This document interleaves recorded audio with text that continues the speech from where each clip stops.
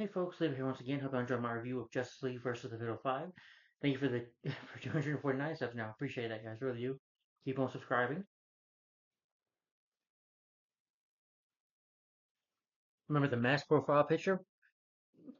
Leave them in Allen 983 with the mask profile picture with my YouTube channel name. Okay. You can watch videos from my other channel. I do put it on this channel as well. My other videos from my other channel. But if you want to see those, you can watch those videos, but don't subscribe. Stay sub to this one. Okay. And make sure to click that little bell to be notified. Get all personalized. That means you'll be notified when I do a video. So anyway, guys, coming at you with another review today, another superhero review. What I've been doing, guys, is what I've been doing is a superhero marathon. I've been doing what I call the 2010s era of superhero reviews, and this time I'm on this is movies from 2010 2019, and after this I got like 4 movies to go. So we're getting close to being done with these 2010s era superhero reviews. So we're like I said, we're in the last year of 2019, and this is the 22nd Marvel film. I'm sorry, the 22nd film in the MCU, and this was definitely worth the wait. And I've been waiting to view this one for a long time. And yeah, this is definitely, I think, one of the best Marvel movies out there, one of the best superhero films out there, in my opinion. I do have some issues, but I'm gonna let the issues just, well, be honest. I love this movie, Avengers Endgame. I had a good theater experience. I woke up 6 a.m. in the morning. Went to go see this with my dad. Went to see it very early in the morning. We got there early. Yes, I made sure Infinity War was on time, but for this movie, I know I needed to be there early. So I got like maybe 2 hours ahead of time or 3 hours ahead of time being there. But it was worth it because as soon as the afternoon hit, morning time hit, a lot of people were coming in and saw in a big packed theater, and it was damn worth it. It was really good. Yeah, it was to me. This was a satisfying end. I don't think you don't need Avengers Doomsday, Secret Wars. You don't need no more Avengers movies after this, but I know they're going to happen. I think Marvel should have just ended right after this. I don't. In my opinion, right now, I'll just say that you didn't need no movies after this. This was a great movie. Is it completely great? No, I'm not gonna praise it to the high and mighty, but it is a great movie in my opinion, and it's emotional round. I'll get more into that, but let's get into production of the movie.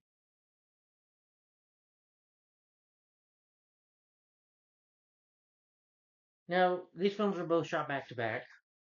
In October 2014, studio announced a two-part sequel of Avengers: Age of Ultron. Infinity War Part 1 was scheduled for Part 2 back to back. Let's get into more in that show. Let's see. I know they filmed some of this movie. Oh, they both films were shot back to back in Pinewood Atlanta Studios.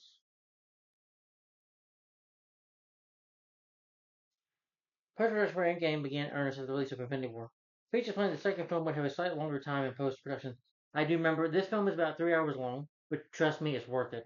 If you want a good story, a really great story for a film, if you like a story that you can be intrigued by, you like characters that you can like that are likable, then this is it. Joe Russo really felt that Endgame was his and his brother's best work for Marvel, and I agree, it is their best work for Marvel. Well, so was Captain America: The Winter Soldier, but anyway, and felt that because the majority of the film was made before Infinity War, the audience was able to respond to it. The sequel was really poor without any sort of noise creeping into the story. I mean, I gotta give applause to the Russo brothers. They're great directors of superhero movies, just like Bryan Singer, Tim Burton, I would say, and Richard Donner, the late Richard Donner, Jeffrey Ward and Matthew Schmidt served as editors for Infinity War and Endgame. They watched the dailies as they came in front of the order that they were filmed to see the progress of the actors' performances. They put together an early cut of the footage of the day it was filmed. The turn to the cut they released several hours later. If not, this might be a long review, by the way, just to let you guys know, so get your popcorn out. Ford would then share his cuts when Russo brothers on set, and when possible, would sit in the directors and they would not be busy filming to go through footage up to that point. Due to the many visual effects required for the films, they worked with, Third Floor, which I'm sure, Ford also worked with China Mills from Skywalker Sound. Infinity War by October 2017, but the film was constantly being edited, restructured very late in the process. Once Infinity was preparing for release, they were started, working in earnest on Endgame, but editing beginning a few weeks before the release of Ant-Man and the Wasp. Tanner served as guest editors on Endgame to help Ford and Schmidt complete the film. Ford described Endgame less emotionally, heavily driven than the previous Marvel films he had worked on. Joe Russo stated in 2017 there were a couple of unfinished scenes in Infinity War that would be shot. The Russos revealed on September 17th, 2018, The cast returned to they were going to return to the Atlanta set in Pinewood Studios in Atlanta, Georgia. That was completed on October 12th. During the shoot, motion picture caption footage was refilmed requested by Walt. What a digital.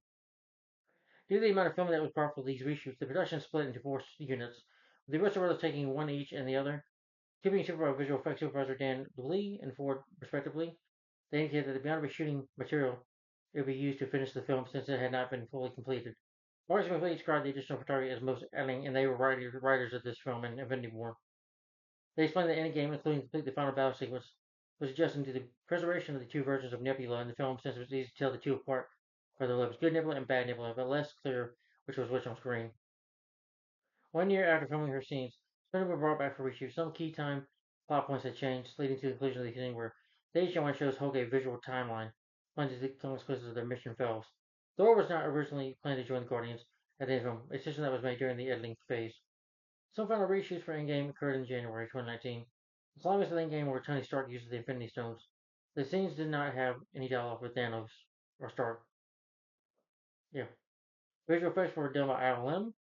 Framestone met the studios.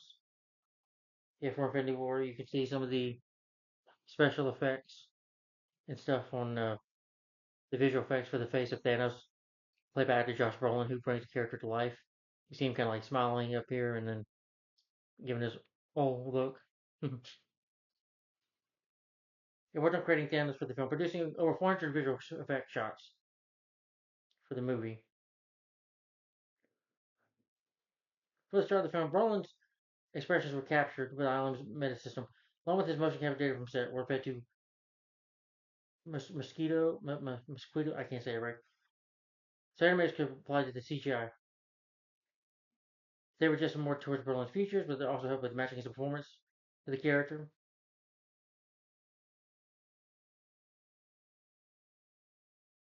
To create the look of Hulk's redesign in-game, visual effects supervisor Dan DeLuca said the team worked with the Hulk's mode and started to change his look more like Ruffalo. ILM and a used performance capture called Amity, which had been in testing since 2012. Alex Silvestri came back to do the composing.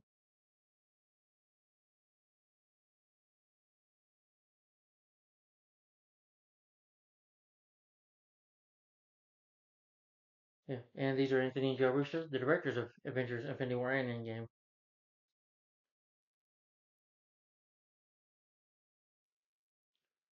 Yeah, so there was a lot of work, a lot of reshoots being done for the film. I mean, there were both movies being shot back to back, with the writers and producers and everybody trying to get the film work together. So yeah, I expect they spent a lot of time during this time making these movies. I do remember the movie had marketing. A lot of the marketing, like I said, Alan Silvestri composes the music score for the film. But anyway, as he did for the first film, and I think, yeah, well, the movie did get some marketing. Like I said, the trailer, TV spots, part had a Super Bowl trailer for it. I do remember the marketing for this trailer was crazy. We had marketing, like for instance, McDonald's had toys for the Avengers. Yeah, you had toys for them. I remember that. Yeah, you had Coca Cola, the characters on Coca Cola cans. Yeah, you got Iron Man, Ant Man, Thor, Hulk, Black Widow, Captain America, Captain Marvel, even, and Thanos, Rocket, Black Panther, I'm guessing. Yeah. But Coca Cola cans for the characters. Yeah. They had Ziploc bags for the characters as well, or, as you can see, that Ziploc bag with Iron Man on it.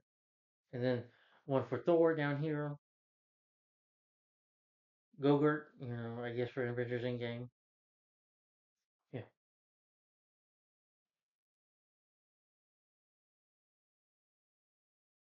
They had cereal box.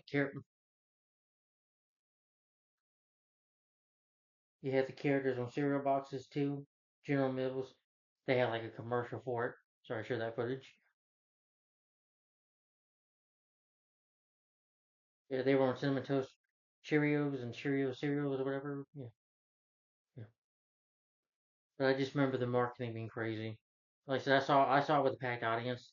That's why I had to convince my dad that we had to go early. Anyway, for the cast though, you have Robert Downey Jr. coming back as Tony Stark Iron Man, the benefactor of the Avengers, who starts up as a genius billionaire playboy with a suit of armor that he made.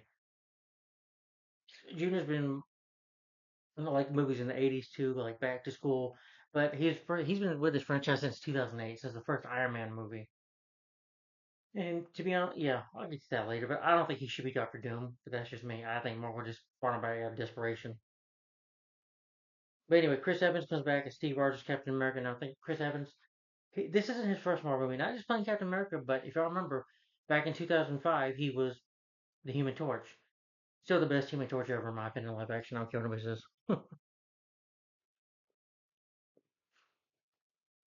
And the sequel, Rise of the Silver Surfer. Yeah. And of course, Cellular, not another team movie. He's done some other movies as well, but when he came to the this franchise, it was 2011 with Captain America: The First Avenger. Yeah, but he's the leader of the Avengers. World War II veteran and former fugitive. He was intense to the peak of human fatality, experiment and frozen experimentation before waking up in the Marvel world about 70 years later. You know what I'm talking about? You've seen the first Avenger. Mark Ruffalo as Bruce Banner, the Hulk. Mark Ruffalo, he's been in movies like just like Having Reached with a Spoon, Eternal Sunshine of the Spotless Mind. Excuse me, just ate pizza a while ago. Nearly almost 3 freaking hours ago. I was on this movie. My stomach's rolling. I'm sorry. And Mark Ruffalo. He's been part of this franchise since the Avengers, the first one, and Age of Ultron and Thor: Ragnarok. Infinity War in this movie. Chris Hemsworth as Thor. He's been can't name too many other movies he's been in. I know he's in Men in Black International that came out this year. That came out not this year, but in 2019. I saw that film in theaters. It's him and Tamissa Thompson who plays Valkyrie in these Marvel movies with Thor: Ragnarok, and in this movie. Yeah, I hated that film. But Chris has been playing Thor since 2011, since the first movie Thor, Thor Dark World, the Avengers, Thor Dark World, Thor Ragnarok, and Infinity War in this movie. He's an Avenger and King of Asgard. I'm not gonna read. Yeah, Scarlett Johansson is Natasha Romanoff, Black Widow. She's been playing the character since Iron Man 2.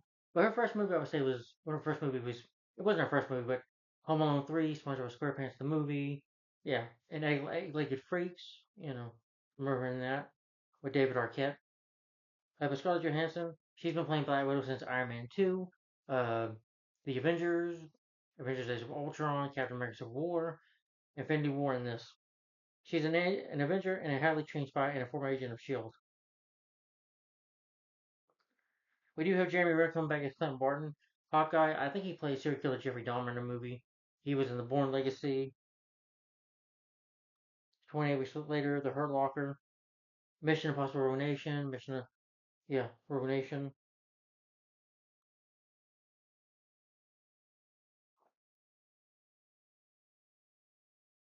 And of course, Hawkeye, he did have a TV series of his own. Yeah.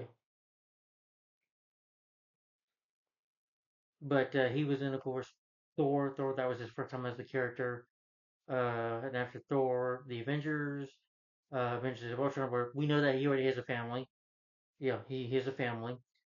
Uh, the actress played by Linda Carlini, who you've seen in probably Grandma's Boy, Freaks and Geeks, the Scooby Doo live action movies. I'm talking about from 2002 and Scooby Doo 2 Monsters Unleashed. She plays Hawkeye's wife in this. And he was in Infinity War. Apparently, because the character, after Captain America Civil War got arrested, he had to make a deal to stop being an Avenger, but he has to come back in here as Hawkeye. As Hawkeye. Hawkeye. He's like the version of Green Arrow in Marvel. He's a master archer and a former Avenger and Agent of S.H.I.E.L.D., who was recently under house arrest. Don Cheadle, as James Brody wrote, War Machine. Don Cheadle has been with this franchise. He's done another superhero movie before, and I forgot he was in The Meteor Man with Robert Townsend. I know he's in Space Jam Legacy. He was in Family Man. Yeah. But yeah, Rain Over Me with and Out of Sight, Rain Out of Me with Adam Sandler, Out of Sight with George Clooney. Yeah, he replaced Terrence Howard in Iron Man 2, and he was in, of course, Avengers Days of Ultron, Iron Man 3, Captain America Civil War, Avengers Infinity War in this movie. He is an officer in the U.S. Air Force and Avenger who operates the War Machine armor.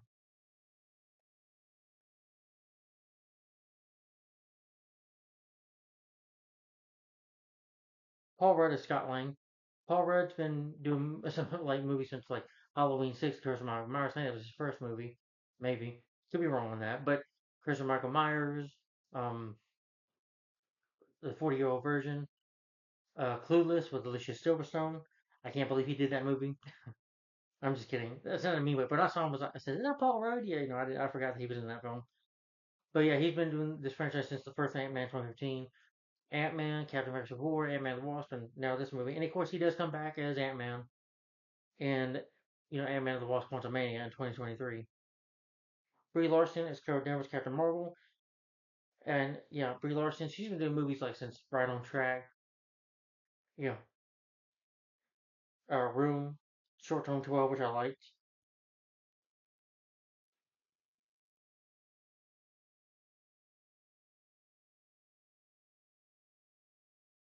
Yeah, she just come back in Captain Marvel. She just come back as a character in the Marvels, which I liked. You know, I know a lot of people didn't, but I like that movie. An ex-U.S. Air Force fighter pilot and Avenger whose DNA was altered during an accident, giving her superhuman strength, energy production, and flight.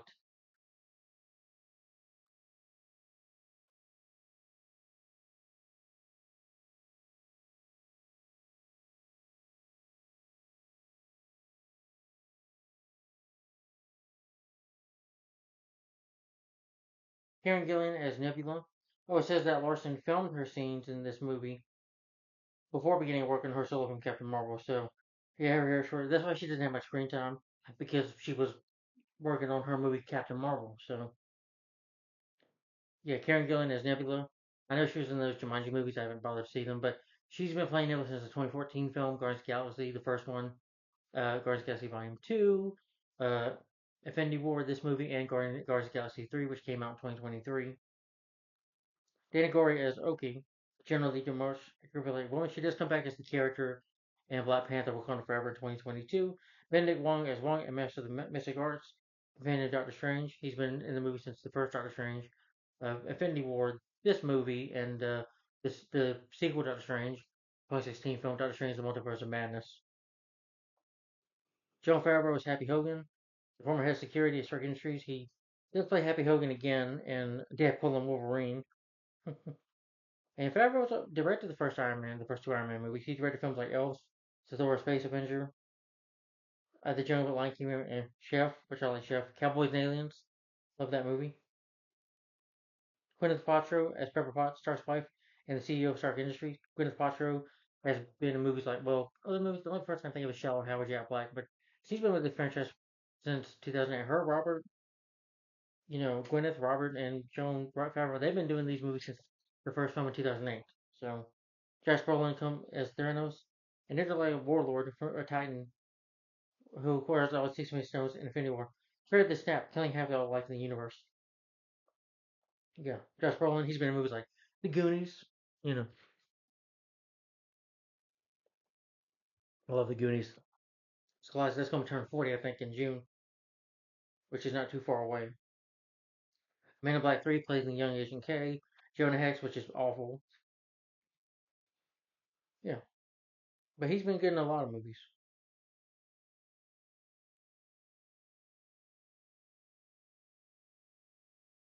Says Joe Russo was a stand-in for Thanos for some scenes with Nebula. Oh, okay, that's cool. I didn't even notice that.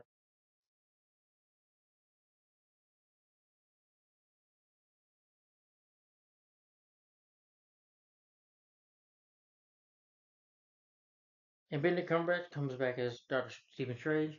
He does come back as the character in Doctor Strange: The Multiverse of Madness, and hopefully we'll have a Doctor Strange 3. That'd be nice. Chadwick Boseman, I think this was his last time. Sadly, this is sad to watch because this is his last time we see him as Black Panther T'Challa. I believe so. Yeah, Tom Holland is back as Peter Parker Spider-Man, and a little later in July, June, this was April, but July came out Spider-Man: Far From Home, and he does come back as Spider-Man No Way Home. And I heard he's getting a new Spider-Man movie as well. Uh, Zoe London comes back as Gamora. She also comes back as the character in Guardians 3. Elizabeth Olsen is Wanda Maxwell. Uh, she was in the TV show WandaVision for Disney Plus. coming back as the character and coming back as the character again as this time though as a villain herself. Spoiler. Oh, I'm sorry, I spoiled that. But as a villainess herself, Doctor Strange in the Multiverse of Madness as Scarlet Witch.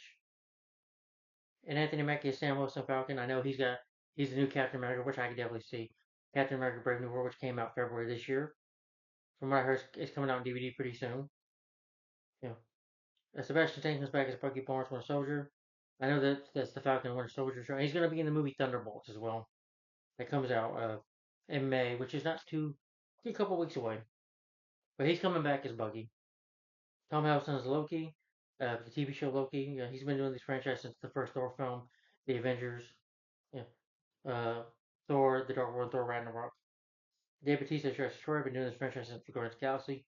Lady White as Sherry. She comes back in the sequel, this time as the lead after Chadwick Boseman's death, coming back as the heroine. Tom Levin Lauren comes back as Ebony Moore. Jacob Clayton comes back as Ned, Peter's friend at school. Vin Diesel comes back as Groot. He's been playing Groot since the first movie. The first, Guardians of the Galaxy, Volume 1, 2, and 3 after this. Samuel Jackson's Nick Fury. Been doing this franchise since the first Iron Man movie. Well, sometimes making cameos. Russ McCoy as Red Skull, Stonekeeper. Michael James Shaw as Corvus Clove. Terry Neutron as Cole. I can't say that name right. And Kerry Cutton as the voice of Stark's Friday. Responding to the roles were also Evelyn Lilly as Hope Van Dyke. Was Tessa Tomaine. Thomas as Valkyrie. Rena Russo comes back as Freya when her character died in Thor: The Dark World. That was Thor's mother. John Slattery as Howard Stark. Two Tis Swinton as the Ancient One. Haley Atwell's pretty cool. Mr. Tillman is May Parker. Taylor Waitke as Thor. Sorry. Angela Bassett as Rema. Uh, T'Challa's mother. Michael Douglas as Hank Pym. Michelle Pfeiffer comes back as Janet Van Dyne. Linda Colini as Laura. Maximo Henrys as Jasper. Franco Grillo as Brock. So you have a really big cast now. Trying to respond his role correctly. It was credited for the role. Natalie Portman does appear as Jane Foster in the deleted footage scene from Thor: The Dark World.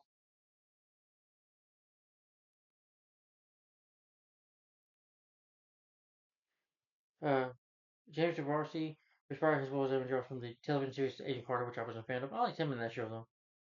They should have just gave him as Jarvis. They should have given Edwin his own series. That would be more interesting, I think. Hmm. And the film is directed by Anthony and Joe Russo. Yeah. Who their first movie they directed You, Me, and Dupree. I love that movie with Owen Wilson, uh, Kate Hudson, and Matt Dillon. That's a good movie. Captain America: Winter Soldier, Captain America: Civil War. This movie and Endgame.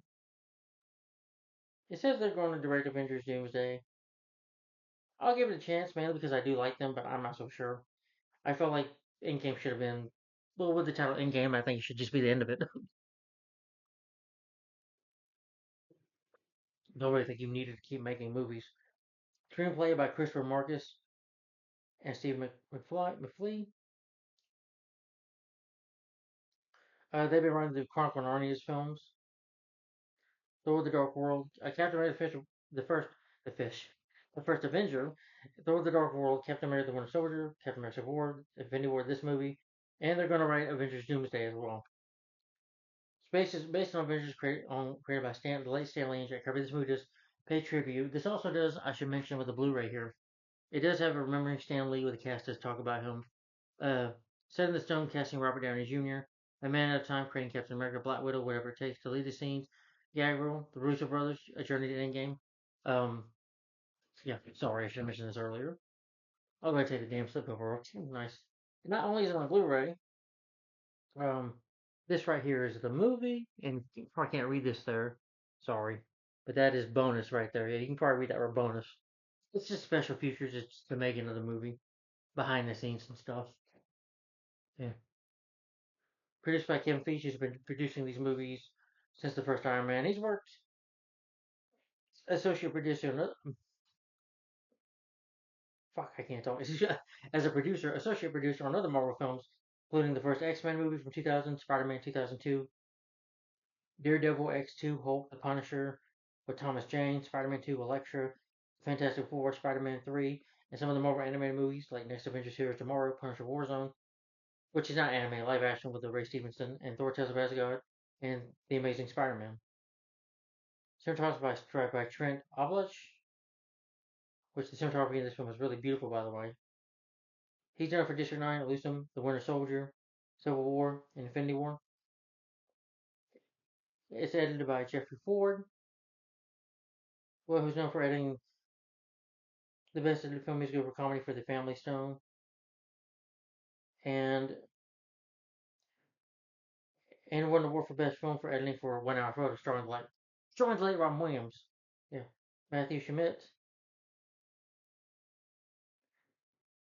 He was on The 13th Warrior, The Perfect Murder, Collateral Damage with Arnold, Daredevil 2003, I Robot, Halloween, the Rob Zombie version, if that was 2007, Iron Man 3, edited that, Captain America Civil the Winter Soldier, Avengers Age of Ultron, Captain America Civil War, Avengers Infinity War, this movie, Black Widow, Thor Love and Thunder, Captain America Brave New World, most recently. Music's by Alan Silvestri. Alan Silvestri, he's probably known for working with Robert Zemeckis. Like, he did music score for the Back to the Future film series. Since this movie has to do with time travel, he did the music score for that, Who Framed Roger Rabbit, Death Becomes Her, What Lies Beneath, Forrest Gump, The Polar Express, Castaway, Eraser with Arnold, The Bodyguard, oh my god, The Parent Trap, the remake with Lindsay Lohan, The Bodyguard with the late Whitney Houston and Kevin Costner, Predator, yeah, Ready Player One, G.I. Joe: The Rise of Cobra, The A-Team, the movie with Liam Neeson and Bradley Cooper, production company to Marvel Studios, distributed by Warner Studio Motion Pictures. The film was released April 26th, and here in the U.S. it's 181 minutes long. The film is about 3 hours and 1 minute long, so it's about 3 hours. So, but we knew this already. If you remember when this came out, they did announce, oh, this film was going to be 3 hours. So I knew, and I was okay with it because this is the fourth adventure movie. This was going to be a big deal of a movie. So when you're going to have a final showdown, you need to add some story in there. Like I said, it was I'm sorry, I'm going ahead of myself. But anyway, the movie was estimated to be around 360, $400 million. I think it's 400 million because I'm sure Disney, well, not Disney, but the studio, Walt Disney Studios probably gave them quite a bit of money because they knew these movies were going to be a big hit. Because the movie made $2.799 billion worldwide. So it was the highest grossing film of all time from July 2019 to March 21st. Yeah. This film received praise for its direction, acting, music score, action scenes, visual effects, with critics lauding its exclamation of the 22 film story. So yeah, they had a hit. So this might be a bit of a long review, but I'll do as much as I can. Yeah.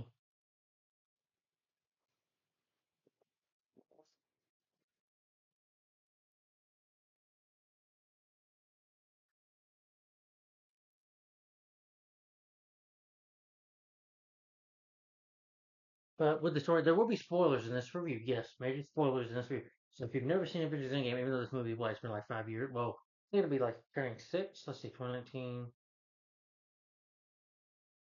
I believe it'll be turning 6 years old this year. So if you've never seen Avengers Endgame, please turn the video off now. Do not spoil it for yourself. I don't want you to get mad and think that I'm trying to spoil it for you, because I promise you I'm not.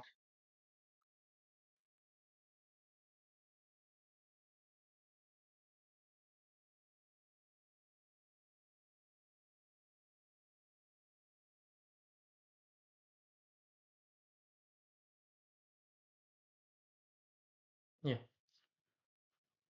But like I said, there will be spoilers in this review. So if you've never seen Avengers Endgame, please turn the video off right now. Let me get another drink of water. Anyway, so the plot of the movie, the plot's not what the story is about. This is the fourth installment of the Avengers series. It's a once in a lifetime collection of 22 encountered films in the climax of an epic journey.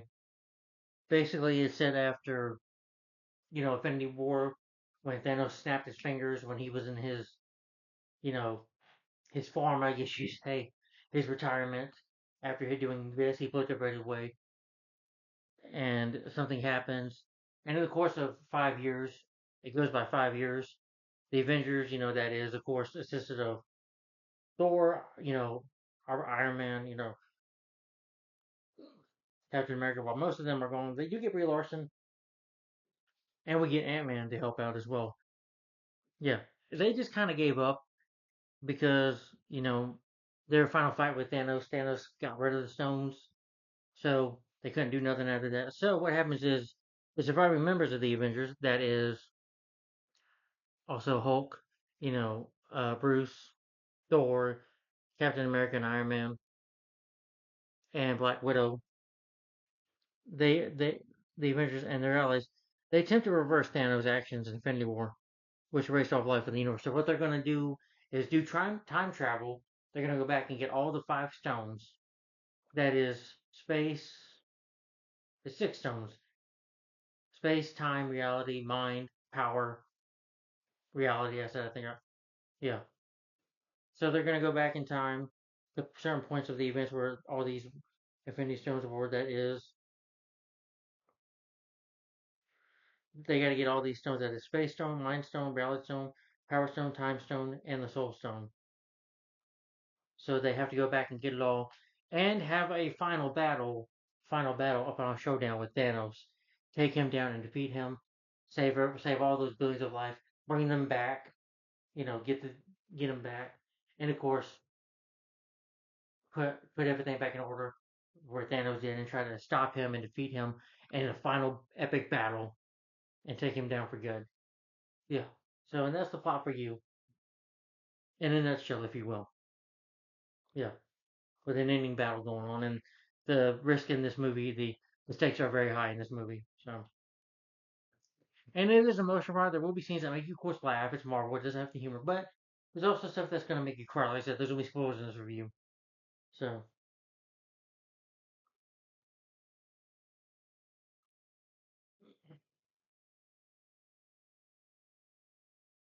all right.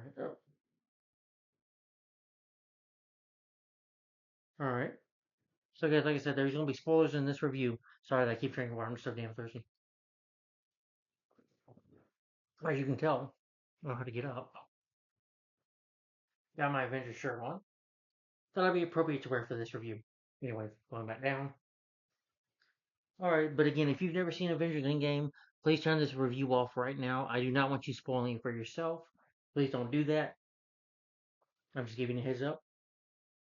So if you've never seen the movie before, do not watch this review. It'll also tell you in the description box below. I always put it down as well. Excuse me.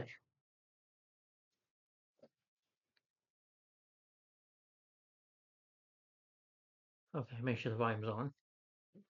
And you guys can hear me. But the movie opens up in 2018. Clint Barton, who, of course, after the events of Civil War, during his actions, he's training his daughter, Lily, in archery. He's teaching her how to shoot an arrow. And they're just having a family outing. It's nice, he's just spending time with his family. Then all of a sudden, a blip happens. Clint turns around. His family's gone. And he's like, what's happened? What's going on? You know, and this scares him enough. But it does change him over the years. But then you have 23 days later, you have Tony and Nebula who are adrift in space. And Tony's, you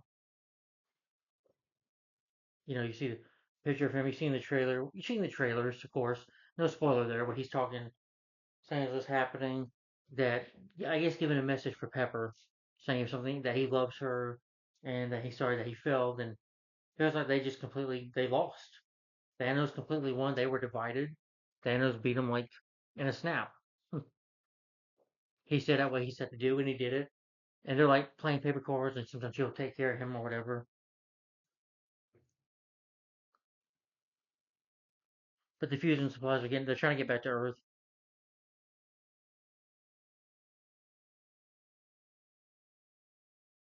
He records this message. It's really sad to listen to because there is right. This might be the end for him. He might not make it. That after this, Thanos really halfway killed him. He's still injured from that battle with Thanos that he had on the planet Titan, Thanos' homeworld.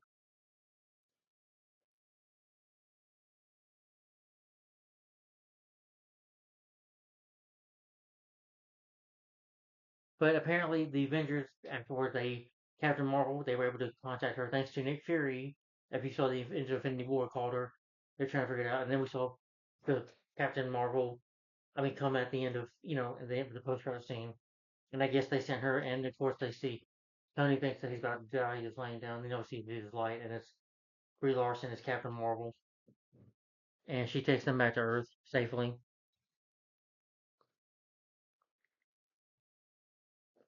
and he unites with Pepper. Pepper, kisses them. And there's a slight heavy bag. He's like, we lost Cap. We lost. Then he's back with Steve, Natasha, Bruce.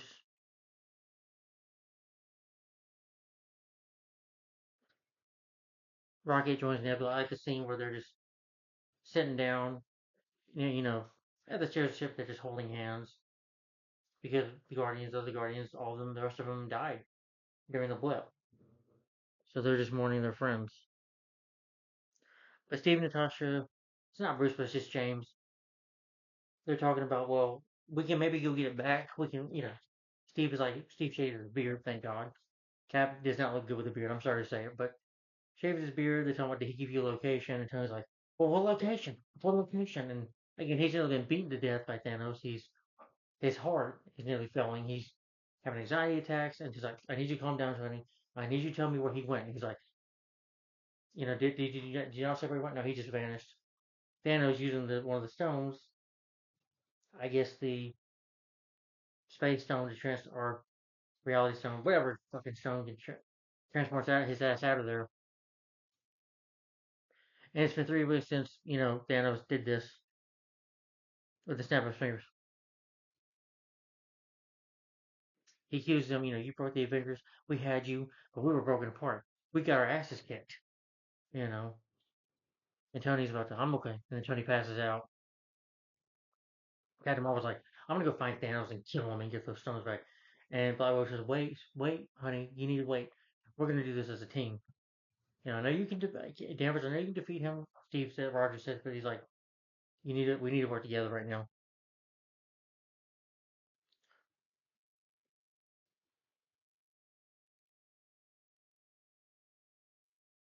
They go through the population of all people that have been missing.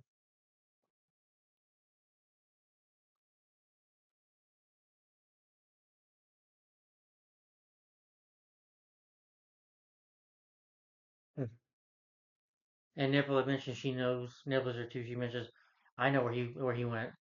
So and then I like the one Rose says, "Oh great, so Thanos had a retirement plan." They head into space. He goes to a place called the Garden. They intend to take the stones back and reverse the destruction, but it's too late. Thanos is at this garden. You see him putting it, like he's put his armor, like it's kind of like a cross, if you will, put up there, and he's like picking grapes and whatever. Because Thanos set out what he set to do, and after that, he seems cooking food.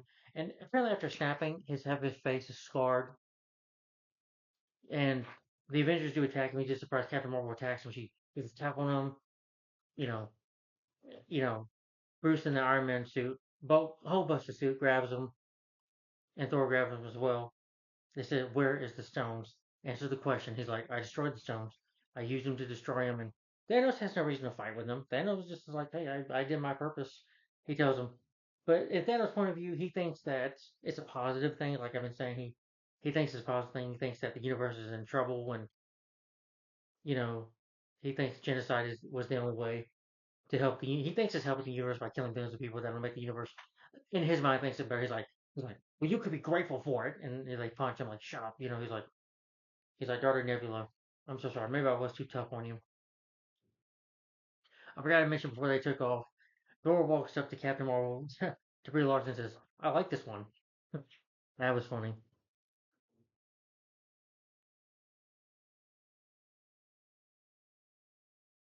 And he didn't want to use them again, so he destroyed them because he felt like the temptation could kill them. And Nebula knows that her father would never lie. But then Thor, Thor has been sent out to get revenge the whole time. And when he says apologizes to Tippy, Thorstein Neville when he talks, Thor just, you know, beheads him. He kills Thanos. And he's like, "What have you done?" Thor's like, "I went for the head." Then just walks away. The stones are gone.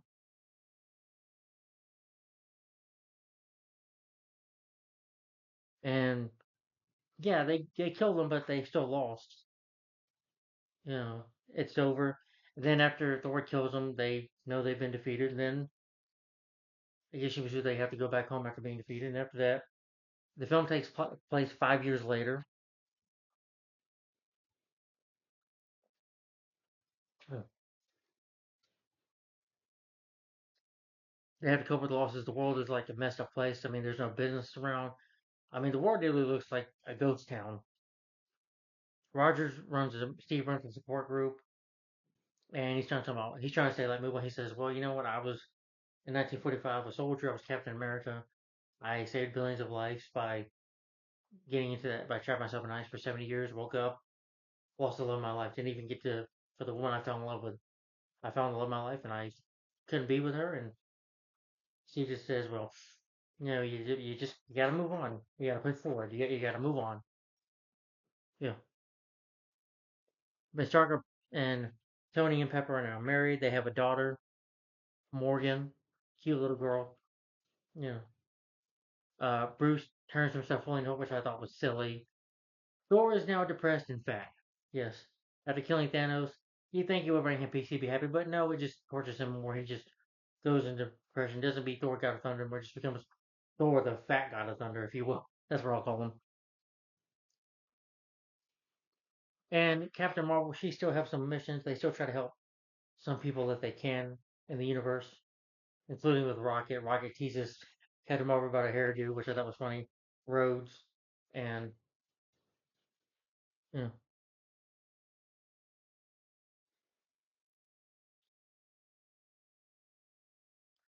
but then you have Ant Man.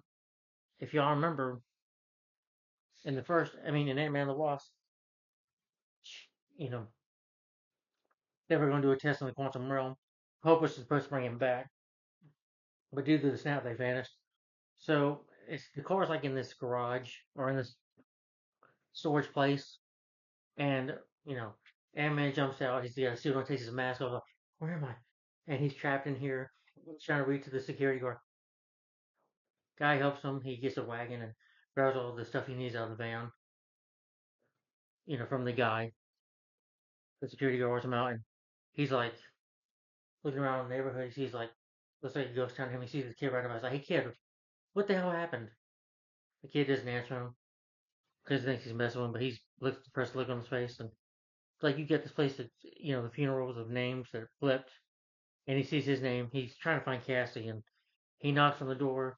Cassie's all grown up now. She's mainly an adult now, and he gives her a hug. He's like, "You're big now," and it's happy to see they reunite and give each other a hug.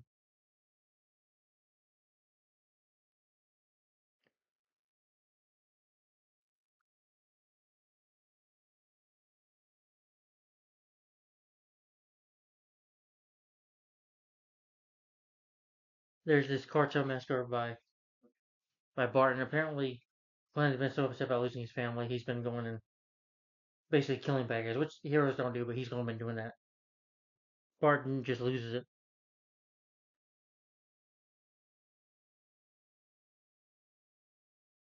but they talk and he says, "We just gotta move on, Natasha. Once you get a life, you first, but we'll try." But that's just not for us, huh? Then all of a sudden they hear like the beat call, and Scott Lang is like, they see him and like, "Hey, Scott Lang, hey man, remember me? I helped you out in Germany." Talking about Civil War. Yeah.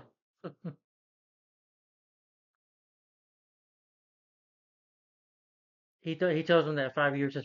They tell him that 5 years is basically like what happens. Well, they tell him about the Thanos snap, but he says he was in the quantum realm, and for him it was 5 seconds basically. He spent 5 hours in the realm. But I spent 5 years in the world. In the quantum realm, time is different. Time is relevant. I'm not a scientist, but and during that time he couldn't, you know,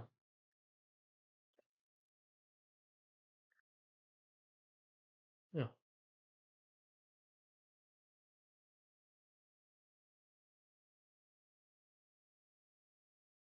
Yeah. But Scott's nervous, starts just eating a peanut butter sandwich and freaking out and tells him about the quantum realm. He's like, well, maybe we could do this. We can maybe time travel. He's like, are you talking about time machine? Well, yes, yes. He proposes that they could find a way to exploit the time by spending initiative to travel into the past to retrieve the stones, all six of them, in different times. But they have no knowledge of how to handle the quantum physics. They don't know nothing about that. Again, just Hank Pym and the Van Dyne family vanished, and they go to start.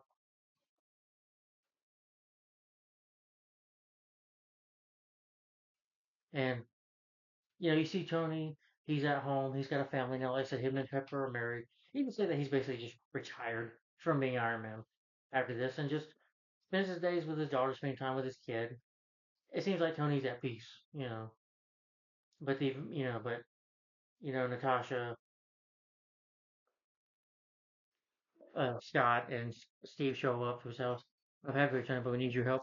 We can probably pull this off. We can save everybody. But he's like, no, you may destroy time doing that. And he mentions something. Scott mentions something funny, and then he's like, don't say that again. At first, he's like, there's 6 food on the table if you want to come and eat, but they don't. He says to spring into action after coming across no photo of him and Peter Parker. He develops a time space GPS, and he says, shit, it worked. And his daughter says, shit. He's like, you don't say shit. That's what your mother says. We don't have a fight about the young lady. He's like, go to bed. I'm going to sell your toys. Just joking. That was cute. His reactions with his daughter. Then he talks to Pepper, and she's like, Tony, maybe it's just right for everyone else. And, we'll be here for you when you need us. Funny thing is, spoiler alert, he also made a suit for Pepper, which we see at the end about, but we're not there yet. Hold on, going too ahead to myself. Then they have to go talk to Banner. And Bruce said, I put two and two together, Hulk, and together. He's like, he's eating a big food. These kids say, we'll take a picture of Hulk. I was like, what, me, kid? Paper Scott says, take a picture with Ant-Man. He's like, yeah, we'll take a picture. No, we can take a picture. No problem. We'll take a picture with you. And he's like, take the goddamn phone. It's just funny. They use the van. You know, it does not turn out, but Lang at first he appears as like a 15, like a 10-year-old kid saying, "Yes, it's Scott," and then an old man is like, "Oh, I think I just peed myself," and then a baby is like, "Oh, I just peed on myself." Was it the old or young baby me? I don't know. That was funny. But then Tony arrives, returns where I showed him, was like, "You need to get this back." After Civil War, he fixed it up for him after it was halfway destroyed during their fight. And it seems like they've forgiven each other and decided to work together, decided to bring everybody back, come back as being a team, rebuild the Avengers.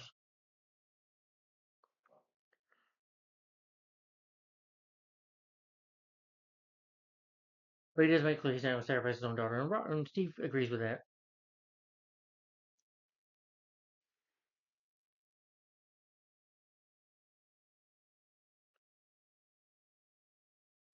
And since they need some other members of the team, Nebula returns to New York.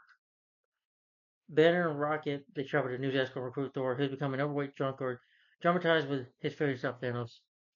And again, his people, a lot of his people have died from the snap. His mother died, his father died, Loki died.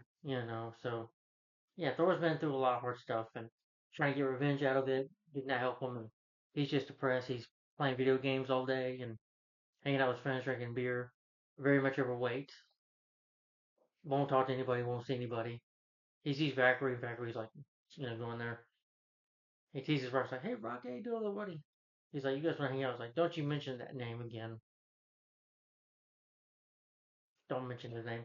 He's like, "This," And then when he calls his kid, he's like, "Look, kid, I will go to your house in your mom's basement and put my hammer up your ass. You got that? Let me know if he knows your buddy's doing crap. Thanks, Thor."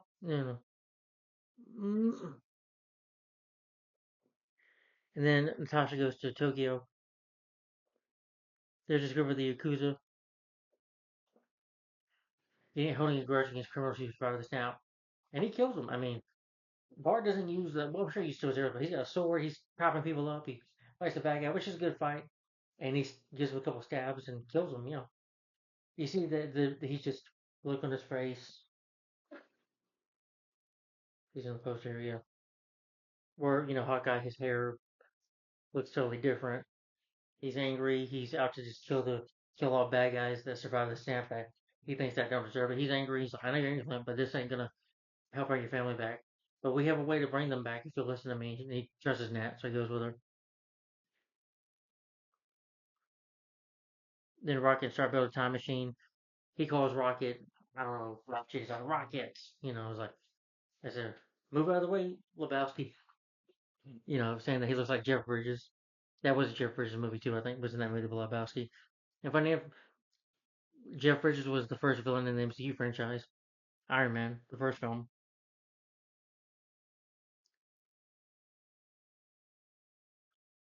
Yeah. But Nebula, Rocket, well, they come before having to go get Thor. And Nebula, War Machine comes down too. And Nebula looks at Scott eating a taco and was like, Rhodey, watch out where you're going. There's an idiot on sitting down over here. And War Machine's like, what's up, brother size man? But after killing Thor, they build a time machine and they're gonna have to test it out. They have, you know, they talk about like movies don't time travel, like Back to the Future trilogy, Somewhere in Time. Uh, there's a lot of them. Somewhere in Time, Back to the Future trilogy, Somewhere in Time, Time Cop with a John Claude Van Damme. Or any movie dealing with time travel. Minutemen, they forgot to mention that. Uh, that's a Disney Channel movie. That movie Minutemen is time travel too. And Scott doesn't want to do it, so Barton volunteers to do it.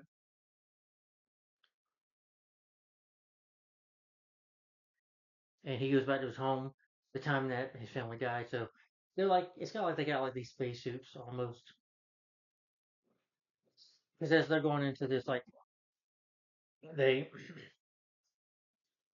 jump into the time machine to do it.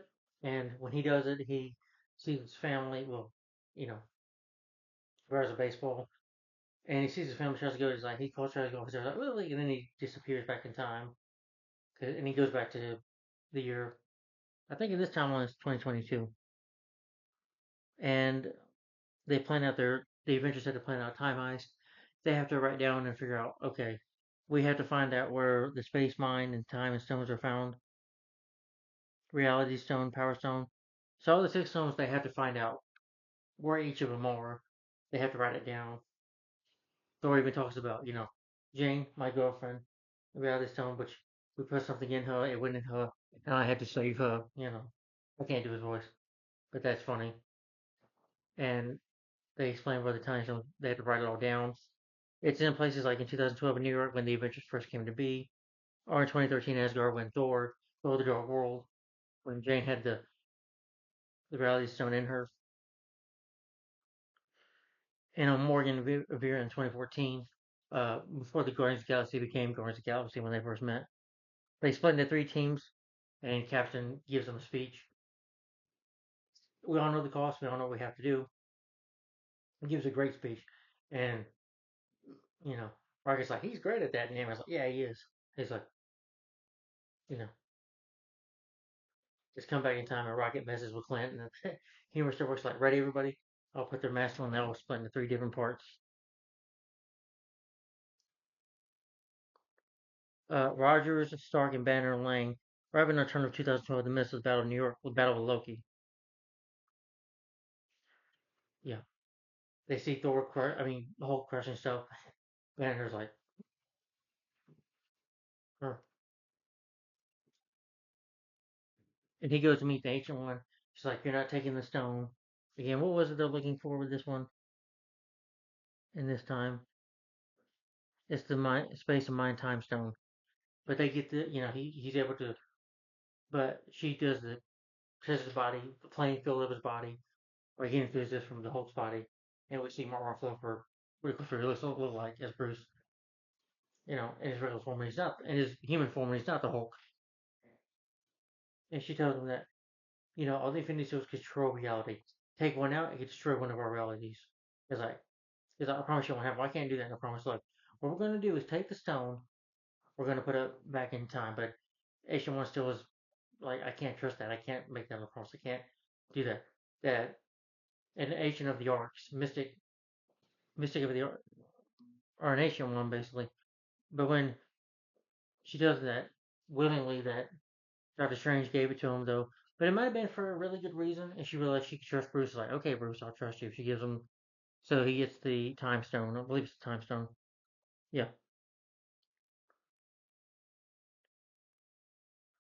Then Lang and Stark attempt to steal the Tesseract.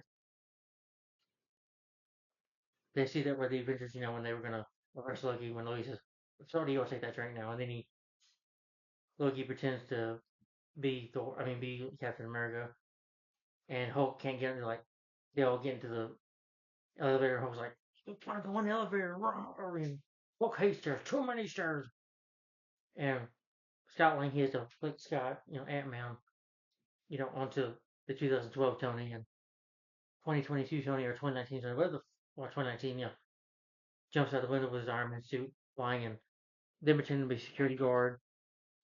And to create a distraction, you meet Pierce, Alexander Pierce, played by Robert Redford again. Yeah, and then the other members of Hydra. I think they give Cap the stone because Cap's like, hell, Hydra. But they miss it because Loki, the Tesseract accident falls out because Hulk, when the future Tony, when the past Tony has like a heart attack, they use this distraction. When the Hulk person like, too many stairs and scares people away. The Tesseract falls to Loki. Loki grabs it, teleports out of there. Then Rogers at times the Spectre from strike position. I guess they gave it to him willingly because they knew he was Hydra. And he runs into his 2012 self, who confuses him for Loki. And that's cool to see Captain America versus Captain America. That was a cool fight. And they also said, "Well, Cap, your ass looks pretty tight." And I was like, "He's like, that's a no, that's Cap." Paul Rudd says, and it says Captain America. It's a Cap. That's America's ass. And then after Captain America defeats him, well, this his 2012 version is like, "I can do it all day." It's like, I know," and they fight. He's like, Tony's like, he distracts him by saying this, Bucky's alive, and then he punches him out. You know, punches him out, and then he tells him, he looks at him and is like, that is America's ass. I thought that was funny.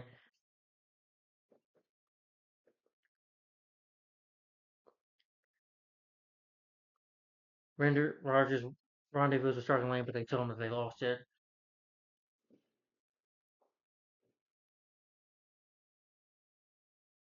But he also tells them that they have to go back to 1970. They have to go back to 1970.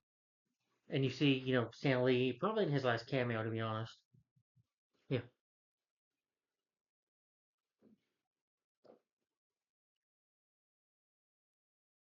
It's an alternative 1970. Can't believe him. Yeah. And he's like, make love, not war, when, Stan Lee being CGI young, digitally. That was nice to see him all the time in a funny cameo. You know, Cap and Steve, they have to dress up and, you know, just like he's in the military.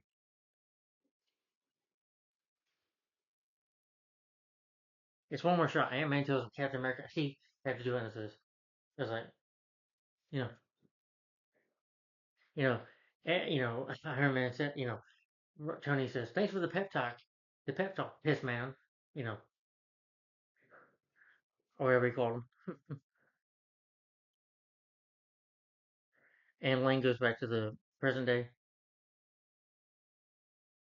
Rogers stealthily obtains the particles from Hank Pym by, we see, Hank Pym, it's digitally CGI, calling him that they opened up this briefcase with this box. So he runs to Peggy's card office, he evades security. He observes her working in there after not seeing her for so many years. The real Peggy, before she passes away in that year of 2014, he sees her and he's happy. Well, he's not happy, but of course sad to see her, but he can't go confront her. And meanwhile, Stark encounters his father, Howard Stark. But he says that his name is Howard too, Howard Potts, and they talk, have a conversation about his wife expecting a baby. That is, of course, Tony. They compare him by says that his father is what all that mattered. He did have good times with his father, that he still loved his dad, and kind of lets him know that just to be a good father, and gives his dad a good dad hug. And Howard starts like, okay. But then he tells Jarvis, played by a guy from Agent Carter's, like, you would know that fella? I believe you know a lot of people, sir. But that was nice to see him hug his father, like he obtained disclosure. And then you have on Asgard in term 2013, Thor experiences a panic attack. He's like, I can't be here, I can't do this. And Cruz laughs was like, snap out of it. I lost my friends too. We've all lost someone. You just have to move on with Thor. And Thor, stays around. Frigga, who was raised by three witches, sees him, was like, what are you doing? She was like the Lady of Mischief, if you will, the Queen of Mischief. That's what she taught Loki.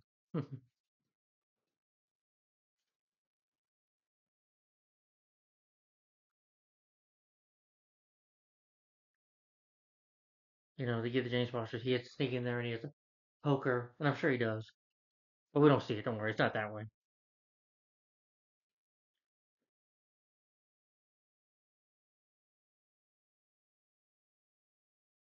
Figure a little, and he gives his mom a hug. She's nice. Like, I miss your mom so much. He's like, don't tell me, hush now. I don't want to know. I accept my destiny. He must continue his zero authority. This encourages him. He gets, he's able to get it, but the Asgardian guards chase him. It's like, hi, mom. He's like, hello there. And Thor's like, he's like, wait. Takes a little bit of a minute. He gets this hammer back, which is awesome. After it was destroyed by Hela and Thor Ragnarok, but he gets it back. Then he gets his groove back on.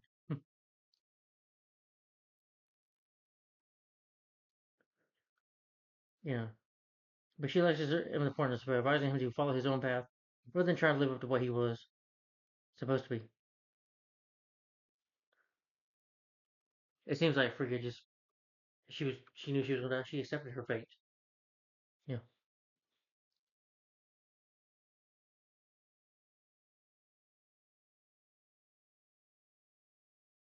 And he's still worthy. Then you have Bart and Romanoff board the adventure for Formnar. Nebula and Roger man on Morg. They wait for Peter cool. They see Peter go dancing. And I like it when War Machine when Rod's like, so he's an idiot. And War Machine knocks him out. They grab the stone. But before they get back to time, Nebula like starts, her eye starts going out. Yeah. You see them in 2014 there, that they're there. Of course, when this version of Nebula who helped Ronan almost kill billions of people when he tries to take over the universe himself. Well, we don't see Ronan in this movie. We didn't need to. But we see Thanos. Yeah, he doesn't have a lot of screen time, but that was fine. He had plenty of it in the first movie. But he's there trying to, that he's talking about having the stones, about his destiny.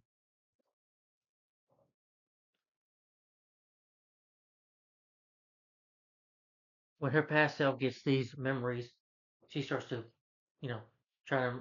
Nebula, in 2014, she really wants to impress Thanos. That she can do a job for him, do a mission for him, and succeed. Because Thanos does not tolerate failure. And he considers. And she, at the time, she had a jealousy of Gamora. Hated Gamora. They had a rivalry going on.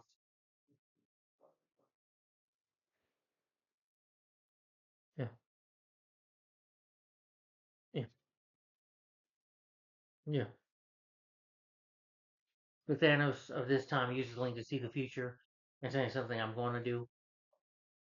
Sees his head beheaded, sees himself getting killed by Thor, sees him facing the Avengers, and realizing that he can go ahead and collect the stones,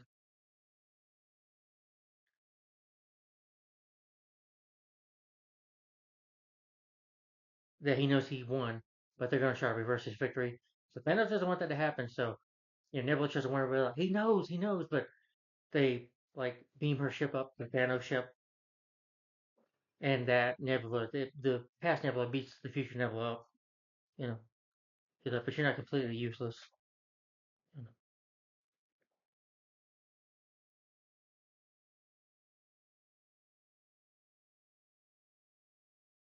Meanwhile, Burton and Clint, Natasha, Black Widow, Hawkeye, they see Red Skull. He's like, Natasha, daughter of this. Barton, was like, a soul for a soul. It's like, he must be kidding. He was like, got kids. I'm like, tell my wife and kids I love them. And, you know, it's just an emotional moment where they just hug each other as friends, because they've always been friends ever since before Shields. The both of them were, they've come a long way, these two characters. That Black Widow, she had a mysterious past. Yeah, she was an assassin. She's probably done some bad things, but eventually joined Shield and got to become an Avenger. And for them both, becoming an Avenger has bettered their lives. They become better people, become heroes, and they have to make a sacrifice, and they fight. At first, he knocks Natasha down. Like, tell my family, like you tell him. Then use her, shocks him,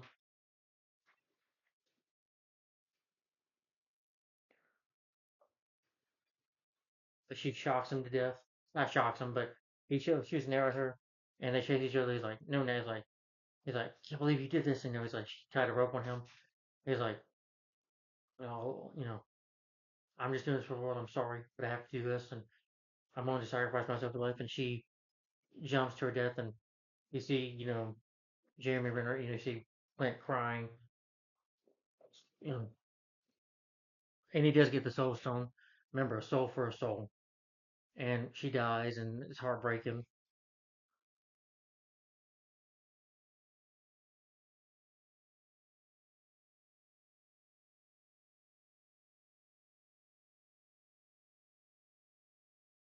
But Barbara wants to do it because he left the carnage he left behind in the wake of his grief. Barbara's glad that her life's work has led her to this moment. As they dash to the cliff, they rush to keep each other away from the sacrifice stuff, but only Romanoff makes the jump and dies. And Barton ends up in the water like Thanos did, gets the Soul Stone and crying, you know, crying over her death, and goes back to the Avengers like, "Where's Nat? Where's Nat?" He's like, "She died. She didn't make it." And especially it's hard on Bruce because he loved Natasha more than just a friend. Really fell in love with her, and smashes the time machine almost out of anger. They talk about bringing her back, and Thor's like, "Well, we're the Avengers. We can go and get her back." You know, and he tells Hawkeye, "You don't know nothing about magic." He's like, "Well, why don't you take your big ass hammer, take over there?" They fuss and like, "Guys, there's nothing we can do." She was willing to do it, and it's sad. But her death doesn't have to be in vain, though. We can still avenge it. Yeah, yeah. After coming back from the times, they make a new gauntlet. They load the 6 stones into it. Thor attempts to volunteer before the time, but Banner steps due to these stones. You know, Thor can't do it because it would probably kill him. But Bruce volunteers because of him, of course, being exposed to gamma radiation. He can take it. Yeah, because of his abilities and his power.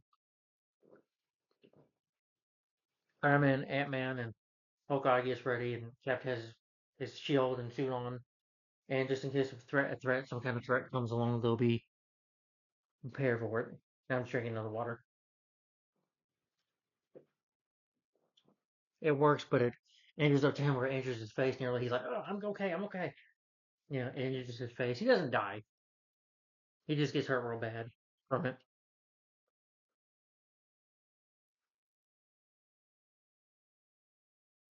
But the past Templar traveled to the present of her past future self. She was like a part of the part of her head or whatever. This Nebula is a robot, an android. So the past Nebula steals it from the future Nebula. She comes to them time they didn't suspect it.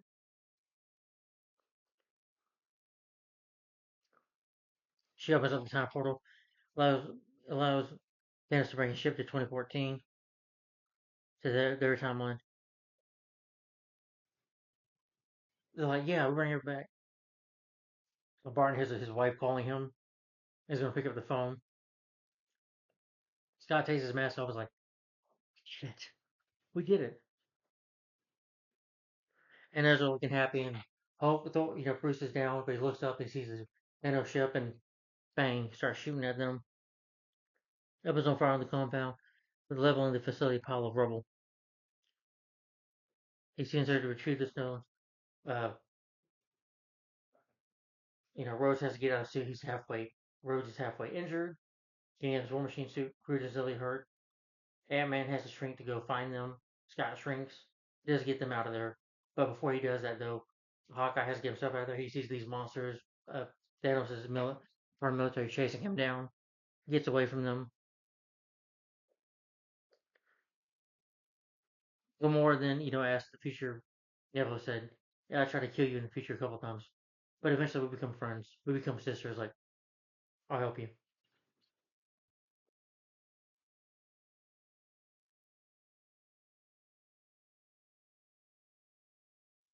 But he does escape them.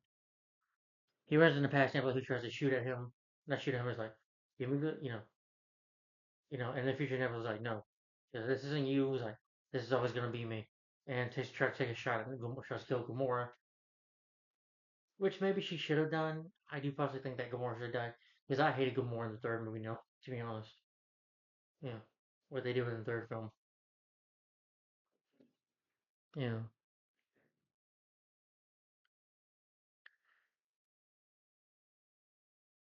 or some of maybe the other Gamora could have come back, but that probably would have happened during time.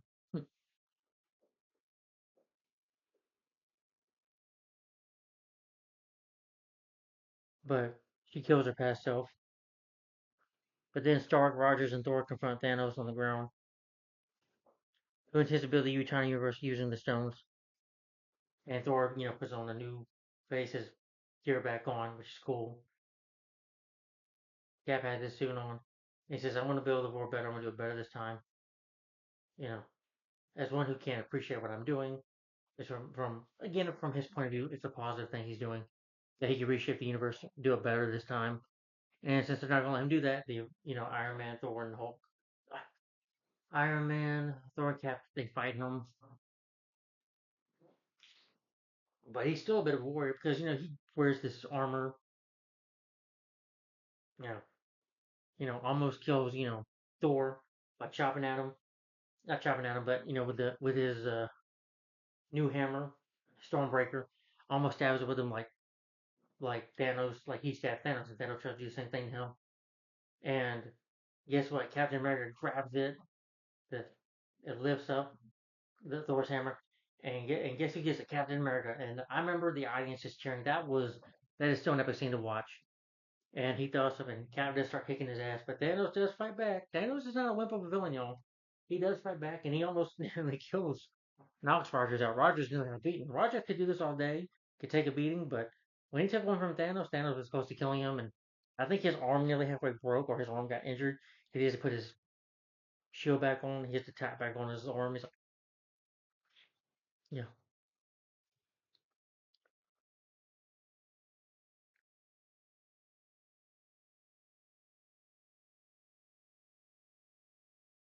And he almost destroys the shield too, nearly breaks it with his sword. Then Thanos, you know, summons the rest of his army, which include Shirati and the Black Order, to lay siege on Earth. Rogers is almost prepared to face them alone. But, because Captain America, he can do this all day. But here's a portal, here's Anthony Mackie. He's like, "Cap, can you hear me?" Look on your left, and you see Black Panther, the master of the mystical arts, has arrived, reinforcements from Wakanda and New Asgard, along with the Avengers. Yeah.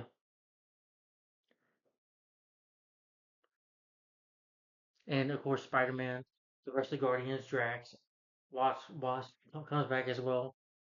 Hulk comes back as well. Manta, all of them come back.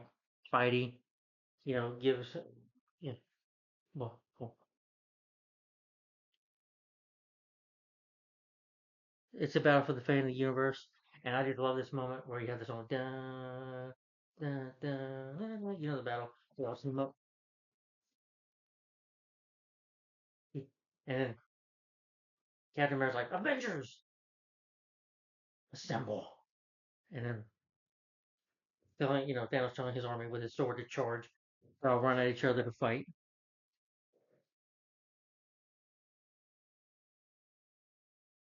and they have to say that, well, Barton, who of course still has the gauntlet.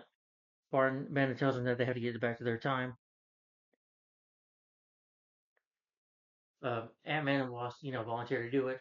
You have some people seeing each other again, like uh, Star-Lord. sees Gamora bust the past Gamora. She like chases him like, "Don't touch me," you know. He's like, "This is him. What was him with the tree?" And then Spidey, Peter saves Iron Man from getting hurt, and they give each other. He gives a real. He's like, "It's okay. I'm all right."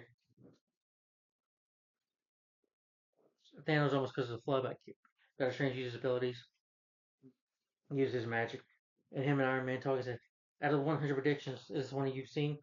Yes, but I can't tell you which because it might not happen. Something like that. And Ant-Man and the Wasp have to get to the jump to hotwire the dead vehicle.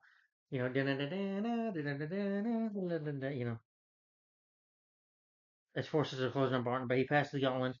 You know, T'Challa, Black Panther's like, "Give it to me," and Black Panther runs away. Black Panther does kick some ass. It's nice to see him in the suit for a couple times.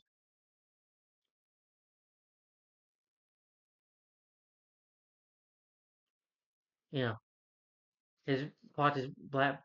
His path is blocked. You know, by Elizabeth Olsen, Wanda Maximoff. One who comes back is like, "You took everything from me." He's like, "I don't even know you." Was like, "You're like, you will." She nearly crushes him. She even picks Thanos up with the rocks. Says, "That's so awesome." She attacks him with her powers, and he's like, he's like, if Thanos is like, "Shoot the big guns, shoot the big guns, do it," and even nearly wants to kill his own army who are fighting with him. But Thanos doesn't care. Villains don't care. They will sacrifice their own men. You know,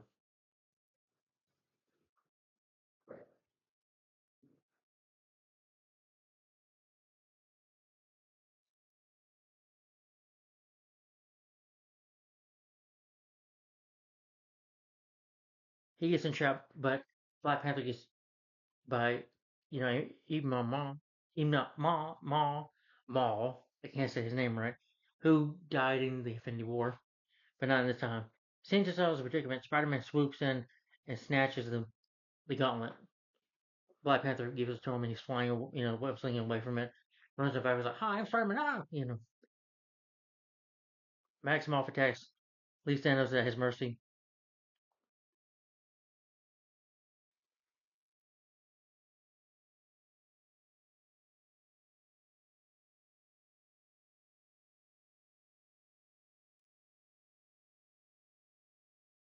They redirect a fire object arriving from outer space.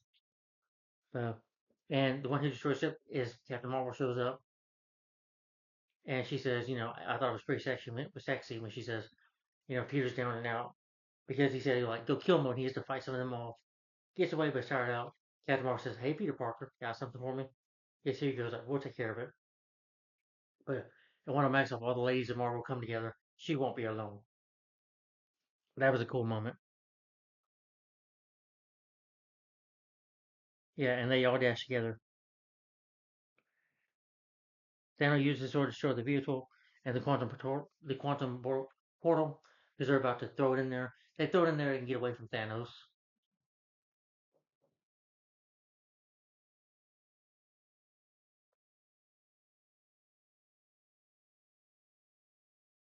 Oh, because they want to return to their respective times. But Thanos throws a sword, destroying the truck, so they have to find another way.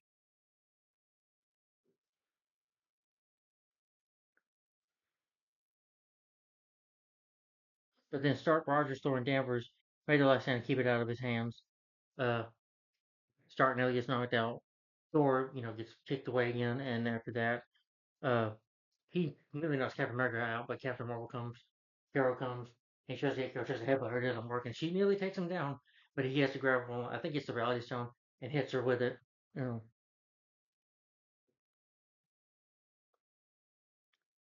yeah. Stark dashes at Thanos one last time, but is not decided. The Titan snaps his fingers. He's like, "I am invincible," or something like that. "I'm an inevitable," whatever. Snaps his fingers because I'm like, realizes that there. And spoiler alert,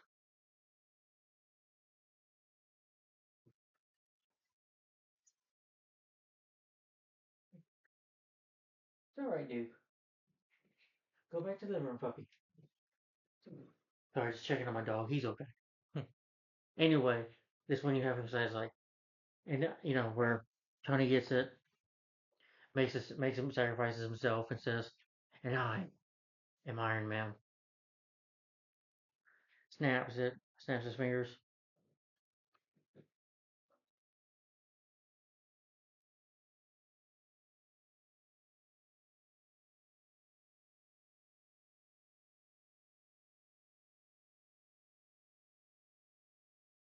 I guess he's, you know, and I guess for Iron Man, this was personal. For Tony, this was personal because he hunted him for 11 years because he felt against him, but he defeats him this time, but at the cost of his own life. But Thanos watches in horror though as his own forces crumble to dust, only to meet the same fate soon afterward. And Thanos just doesn't do anything. He just sits down, probably knowing I'm defeated, I've lost, it's over. Sits down, and Thanos fades away, dies. You know, probably as you can say, being a sore loser when he's lost.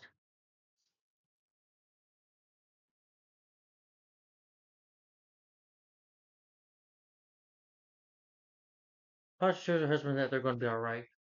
Gives him a kiss. Spider Man is upset. They're all crying. It's very sad to watch. And Captain America sees it crying. There's really the scene, which I wish they would have kept it in the movie. They all kind of like take a kneel for him. They all do, which was really sad. And you know, and Tony dies, and it's heartbreaking. I know it's just a movie, but they throw a funeral for him. Proof that Tony Stark has a heart, as you can see right there. That was in the first movie when he became Iron Man. She gives him that. That was from Pepper. Then you have everybody at the funeral. That is, of course, John Favreau, Happy, uh, Tony, his daughter Morgan, his wife Pepper, uh, John Favreau. Who's after John Favreau? It was Don Cheadle. It's Aunt May. It's the you know you see Michael Douglas and Michelle Pfeiffer. You see Nick Fury, Captain Marvel with the Guardians, Doctor Strange and Wong and Wanda and Bucky and the Wakandas.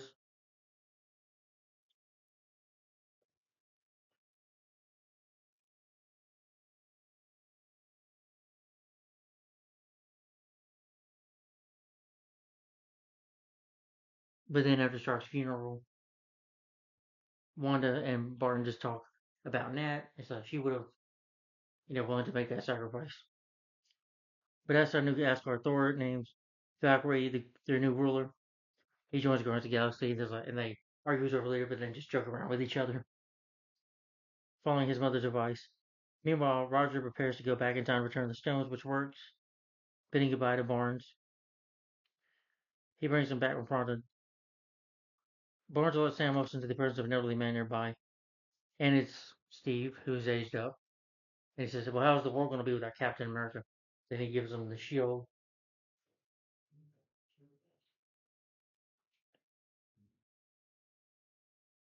Yeah, he presents him with the shield. You know, Joe Favreau talks to Morgan, Tony's daughter, saying, and she says she wants a cheeseburger. And that reminds him of when Tony came back from being trapped in those caves, being trapped by the Ten Rings that are coming back from there. That reminds him of that. And he tells them a message, and it's just a very sad ending. And but with that, he took Tony's advice about going to be do something, or Natasha's advice about going to be happy, go get life, and that's what he does. And was like, was that he passes the mantle. He's like, "You're not gonna tell me about Peggy, are you? Peggy Carter, are you?" He's like, "Nope, you ain't gonna know nothing about her." Then we see him back in that past of 1970, having a house with her, and finally Captain America got that dance. They dance, and then the movie ends there, and that's Avengers Endgame. Yeah, and that's how the cookie crumbles. That's how it ends. Maybe I'll read some quotes real quick from the movie. Is the thing on? Hey, Mrs. Potts, pal. If you find this recording, don't post it on social media. It's going to be a real tearjerker. I don't know if you're ever going to see this. I don't even know if you're still. Oh God, I hope so. Today's day 21. No, 22. If it wasn't for these little terrorists staring in the void of space, I'd say I'm feeling a little bit bitter today. The infectious runs course thanks to the blue meanie back there. Oh, you would love her. Very protectable. only a tiny bit sadistic. So the few seals were cracked during the battle. Figured out a way to reverse the Iron Charge. About 48 hours of flight time. It's now dead. Post Martimus. Everybody wants a happy ending, right? But it doesn't always roll that way. Maybe this time. I'm hoping if you play this back in celebration, hope families reunited. Hope we get back. You do see, Chadwick Boseman reunited with Sherry and his mother, and you know Scott reunited with Hope and his daughter. You know, just happy together. If there was such a thing, God, what a world, universe. Now, if you told me 10 years ago that we were alone, let alone the extent, I mean, I wouldn't have been surprised. The epic forces dark and light that come and play, and for better or worse, the reality Morty's going to have to find a way to grow up. And so I thought I'd better record a little greeting in the case of an ultimate death. On my part, I mean, that's not any time, isn't it? Ultimately, this time we're going to try and pull it off tomorrow. Part of the journey is part of the journey is the end. What I am even tripping for. Everyone's gonna work out exactly the way it's supposed to be tomorrow. I love you, 3000. In all my years of conquest, violence, and slaughter, it was never personal.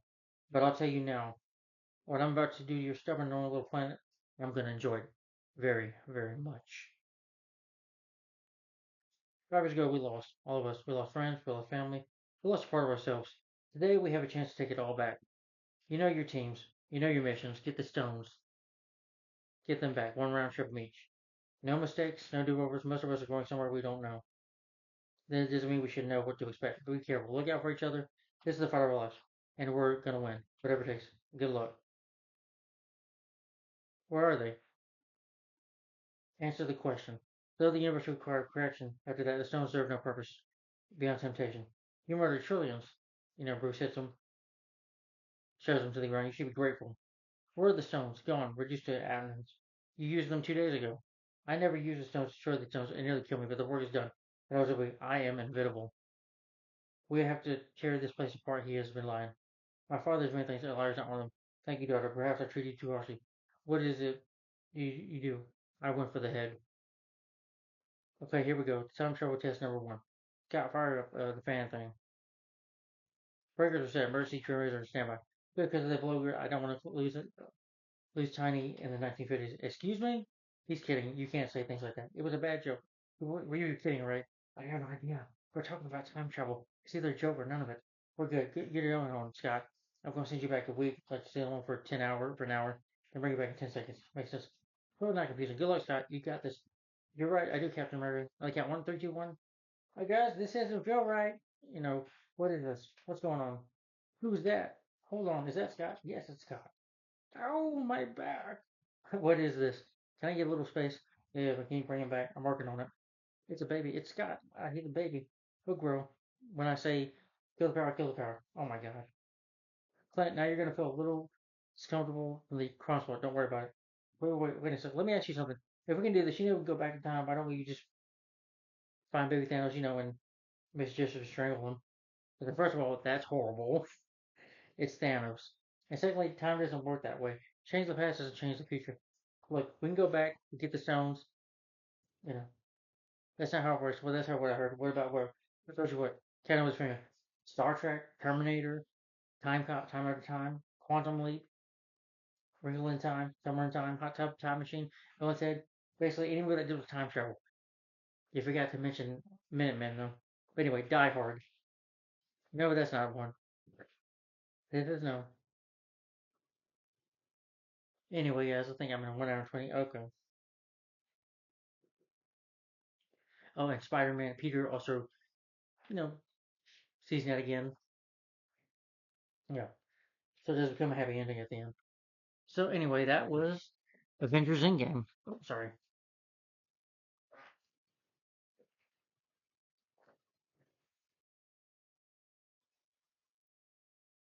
Let me give you my final opinion on this movie, Avengers Endgame. All right. I love this movie. This was a great film from start to finish.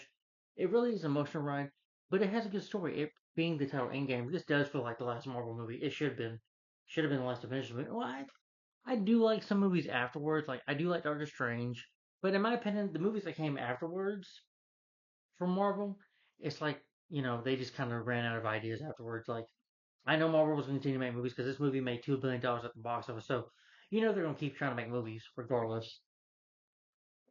Yeah, yeah, yeah. But either way, but trying to continue afterwards, I don't think Marvel's been that great since afterwards. But that's just my opinion. After Avengers Endgame, when we got into the year 2020, and just before COVID hit, well, it was the same year that COVID hit. It's just that it's not just for the delays. That's what happened. Some of the Marvel movies get delayed after the year this year because after the year of 2019 because of COVID, and because of that they had to do reshoots on movies and stuff and had to be delayed. But honestly, I don't think we needed Marvel movies after this. This felt like Endgame. It really felt like the end of Marvel. I think they should have just ended the franchise. You want to talk about franchises? Back to the Future, Indiana Jones should have ended with Last Crusade. Back to the Future ended Part 3. You got to end a franchise sometime. You can't keep on going. You got to end it. Because if we keep going, eventually people will get tired of it. Yeah, you know. Marvel can make other movies, you know. And I like Spider-Man Far From Home and No Way Home, and like I said, I like Doctor Strange. I like the Marvels. I like Ant-Man and the Wasp: Quantumania. Were those movies perfect? No, they weren't as great as this movie. But after that, it's like Marvel movies were not great anymore. I avoided the Eternals and Shang-Chi Legend of the Ten Rings. They just didn't appeal to me.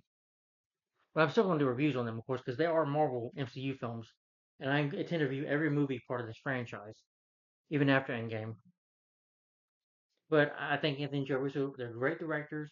They said I put them up with their Richard Donner, Tim Burton, Bryan Singer, so many other people I can name for certain movies. Chuck Russell, who directed The Mask, I know that's a superhero film too, comedy, but it's also a superhero film. I can go, or The Crow, the guy who directed The Crow did a great job. The Crow. Yeah, some of the it's up there with Superman the movie or Batman '89 in my opinion as being great superhero movies or classics. Yeah, I love the poster. The poster's really good. The movie, the marketing was crazy, and it was marketed well done, and the movie lived up to it, I think. Hmm. First of all, I loved it because I think the direction was well. I thought the story was really good. I thought the script, I thought the humor worked. I liked the story that they're doing time travel. That was cool seeing a Marvel movie that they're doing time travel because they had to get the stones, and they do, and they stop Thanos. And Thanos, yeah, Thanos doesn't have a lot of screen time, but that's fine. It's worth it at the end for the final battle sequence was awesome. The action scenes were good.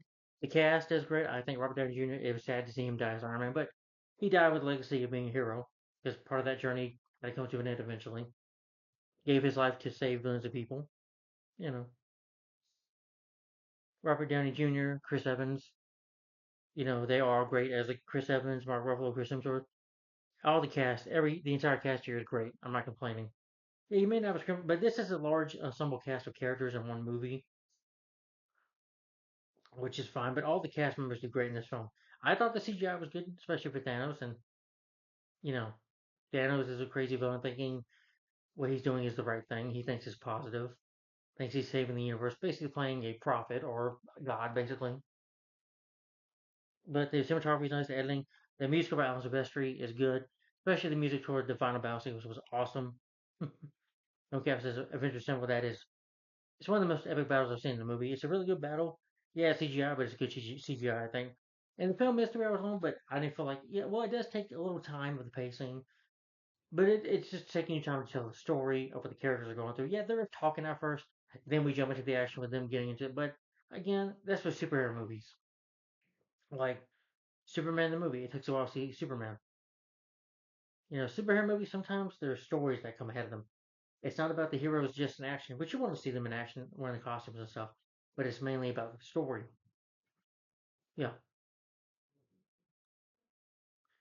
yeah. Sometimes in movies you don't get superheroes wearing the costumes a lot, which you do want. I do want to see that, but I get it.